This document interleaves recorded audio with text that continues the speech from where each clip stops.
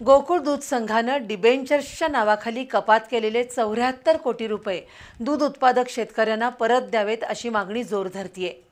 मात्र गोकुळच्या सत्ताधाऱ्यांनी दूध उत्पादकांची मागणी धुडकावून लावली आहे।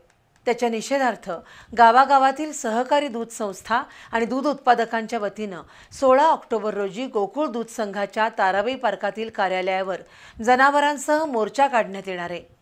दूध संस्थांच्या वतीनं आयोजित पत्रकार परिषदेत ही माहिती देण्यात आली। गोकुळ दूध संघानं दूध बिल फरकातून 74 कोटी डिबेंचर्सच्या नावाखाली कपात केल्यानं दूध उत्पादक आणि प्राथमिक दूध संस्था स्तरावर प्रचंड नाराजी आहे। डिबेंचर्स कपातीची रक्कम परत मिळावी अशी मागणी दूध उत्पादक शेतकरी आणि प्राथमिक दूध संस्थांनी केली आहे, पण गोकुळच्या सत्ताधाऱ्यांनी त्याकडे दुर्लक्ष केलंय। याच्या निषेधार्थ 16 ऑक्टोबर रोजी शासकीय विश्रामधामपासून गोकुळच्या ताराबाई पार्क इथल्या कार्यालयावर गाई म्हशींसह मोर्चा काढण्यात येणार आहे। दूध संस्थेचे चेअरमन प्रवीण पाटील यांनी पत्रकार परिषदेत याबाबत माहिती दिली। आमच्या या मोर्चाचं कोणीतरी नेतृत्व करायला पाहिजे। या संदर्भात आम्ही शौमिका माडिक यांना भेटणार आहोत आणि आमच्या मोर्चाचं नेतृत्व करा अशा आम्ही त्यांना विनंती करणार आहोत। त्यांनी जर आमच्या विनंतीला मान देऊन आमच्या सोबत आल्या तर आम्ही काय करणार आहोत, त्यांना सोबत घेऊन आम्ही आणि इतर संचालकांनाही आम्ही आवाहन करतो त्यांनी आमच्या सोबत यावं।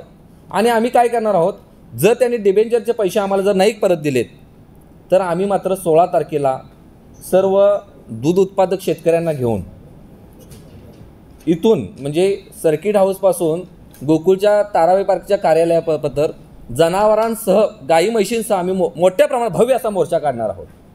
आणि असं आमचं नियोजन आम्ही करणार आहोत। या तुमच्या माध्यमातून जर त्याने ऐकलं आणि लोकांचे पैसे डिबेंचरचे जे कटिंग होते ते परत दिलेत तर आम्ही या निर्णयाचा अखंड कोल्हापूर जिल्हा दूध उत्पादक खरोखर मोठ्या स्वागत करू।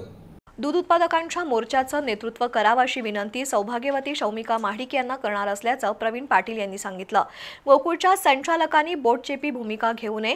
गोकुळच्या ज्या संचालकांची दूध उत्पादकांशी नाळ जोडली आहे अशा संचालकांनी या मोर्चात सहभागी व्हावं असं आवाहन भगवान काटे यांनी केलं। डिबेंचर्स कपातीची रक्कम दूध उत्पादक शेतकऱ्यांना परत दिली नाही तर वेळ प्रसंगी न्यायालयीन लढाईचा मार्ग स्वीकारला जाईल असं भगवान काटे यांनी सांगितलं।